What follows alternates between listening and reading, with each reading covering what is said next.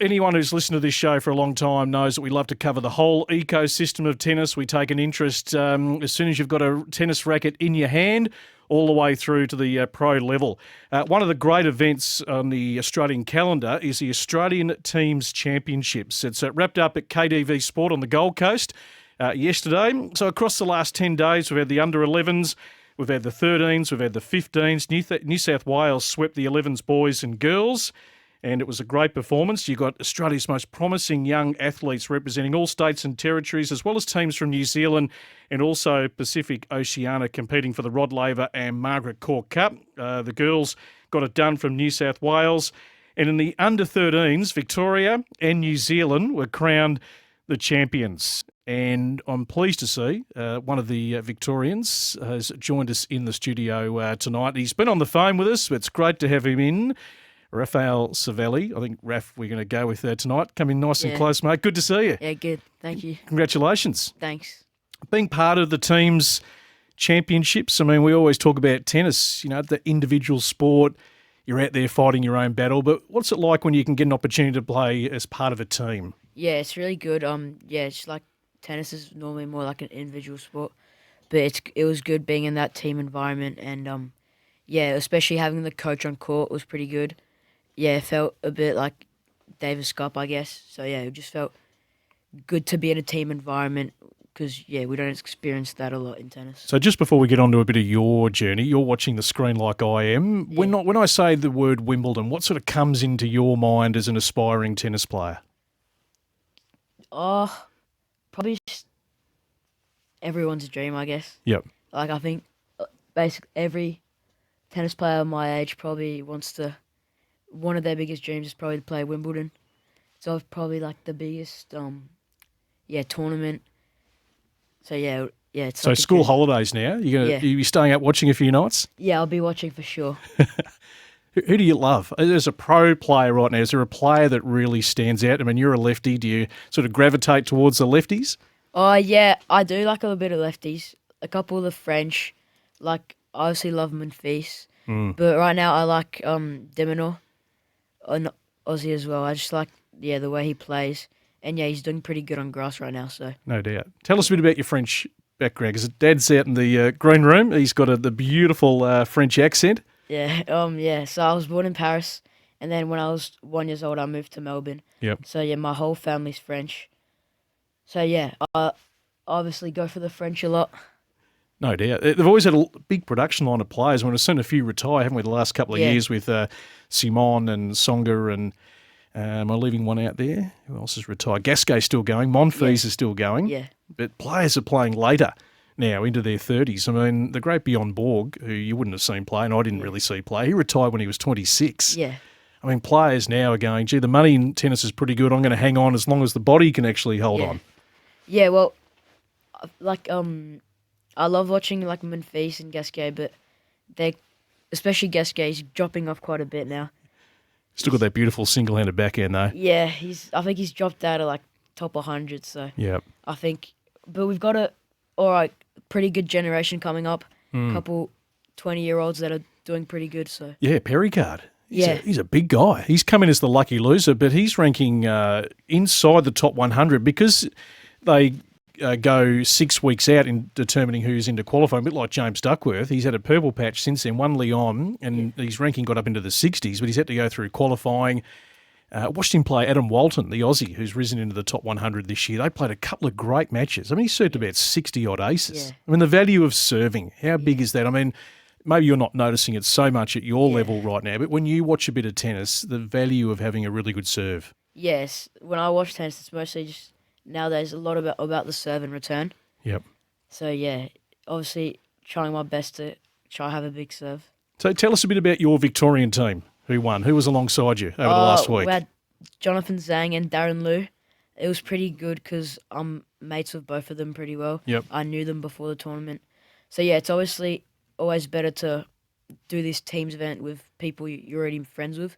Just makes things easier. And then, also when we were playing doubles, we just had like chemistry of already, like playing together and stuff like that. Nice. Dave off the text, we get a few texts that come into the show, Raf, and he said, a great time of year for tennis. Don't know where to look. Watching Balti and heard you have Raf Savelli on tonight, two of our finest members from MCC Glen Iris. So tell us about your association with MCC, who are playing in state grade. We'll have an update after 9 o'clock, Tennis Victoria State grade. But it is a great club, isn't it? I think we actually broadcast from there a few years ago. A beautiful balcony looking over the courts. Yeah, it's a great club, great courts.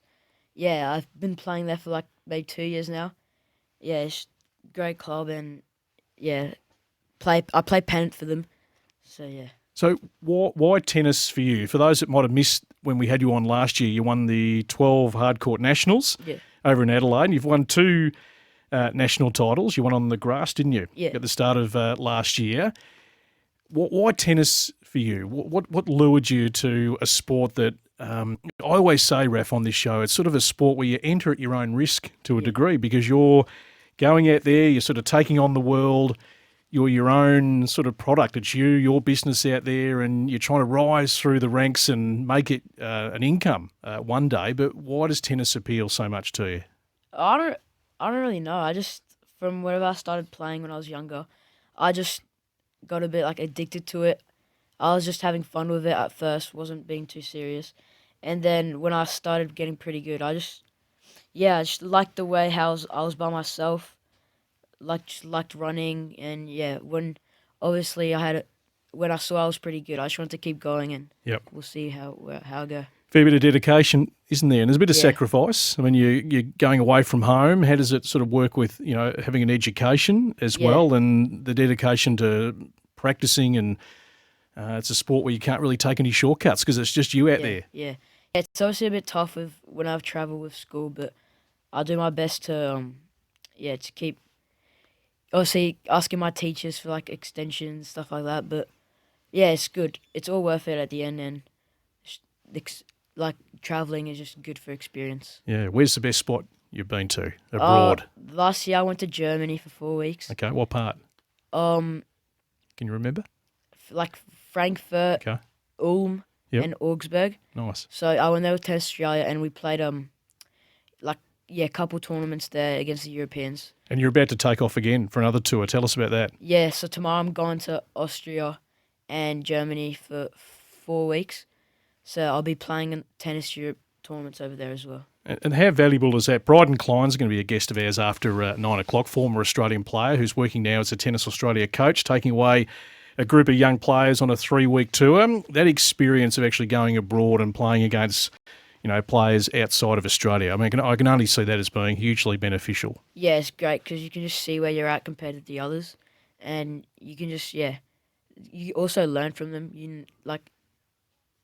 They obviously play different game styles. Yep. And it's just, good to see where you're at with the others, and just a bit of motivation, to try compete with people from all around the world. Congratulations, Roger Federer. Nice work, Sue Barker. Just saving Roger. The tears back in 2003, and he goes on to win 8. Rafael Savelli is my special guest in the studio. When you think of that, Raf, 8 Wimbledon titles, it's phenomenal. Yeah, that's crazy. And then also Rafa with French Open. Yep. It's just crazy to win that same tournament. Novak 10 Australians, Rafa 14, French 8 for Roger. And Novak, if he can win here, he'd equal Roger with 8. It's going to be a huge effort with the knee, 37 to play 7 best-of-5 matches. That'll be a huge effort if he does get up. A young man you know well, let's get him on the phone because you saluted in the 13s at the Australian Teams Championships. My next guest is also from Victoria, Nicholas Baker. Nick, great to have you on. Congratulations, saluting for the 15s for the Vics. Yeah, thank you. It's great to be on. How was that yesterday for you? You were undefeated in singles in the last week?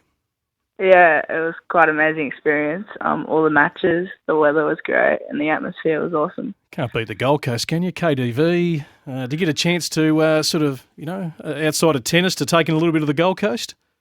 Oh, no, not really. It's mainly tennis and hotel, but certainly much better than Melbourne.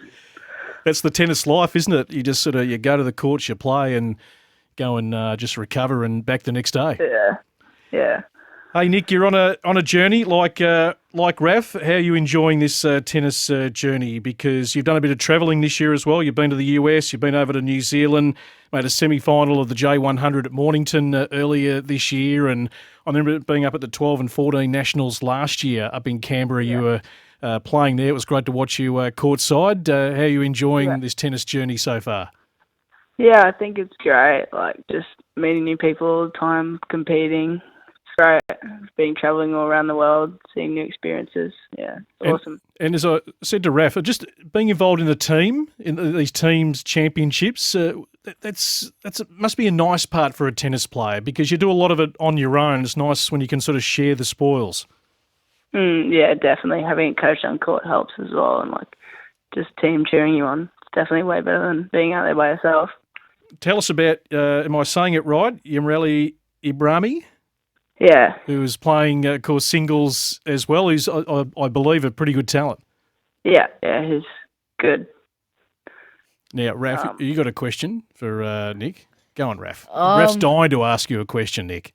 Oh, yeah? Come on, Raf. Come on. What was the best part of the week? Or the days? Probably the final, probably the presentation after, or our coach just giving us nice giggles before the final. Yeah, it was good. Who's the coach? Bernard Gulitz. Oh yeah, he's been around a while, isn't he? Yeah, he's good. Absolutely. So, what lies ahead, Nick? And you're back in Melbourne. What's sort of the rest of the year look like for you? Well, I'm playing the UTR Pro in a couple of weeks. Yep. And then hopefully going to Europe in a few months.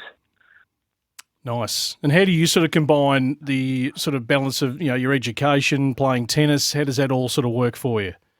Yeah, well, I do online school, so it's kind of flexible, just doing it in between the week when you have time. Yep. Yeah, absolutely. Let's get you in the studio when we can, down the track, when you're freed up, and let's have a more extensive chat. But great to watch you play a couple of times and just keep enjoying it, mate. It's a long journey in tennis, and there'll be some rewards that'll certainly come along the way. And it's a sport where I suppose you learn a lot about yourself, don't you, growing up, and you grow up pretty quick. So all the best, mate. I hope you go well. Yeah, thank you.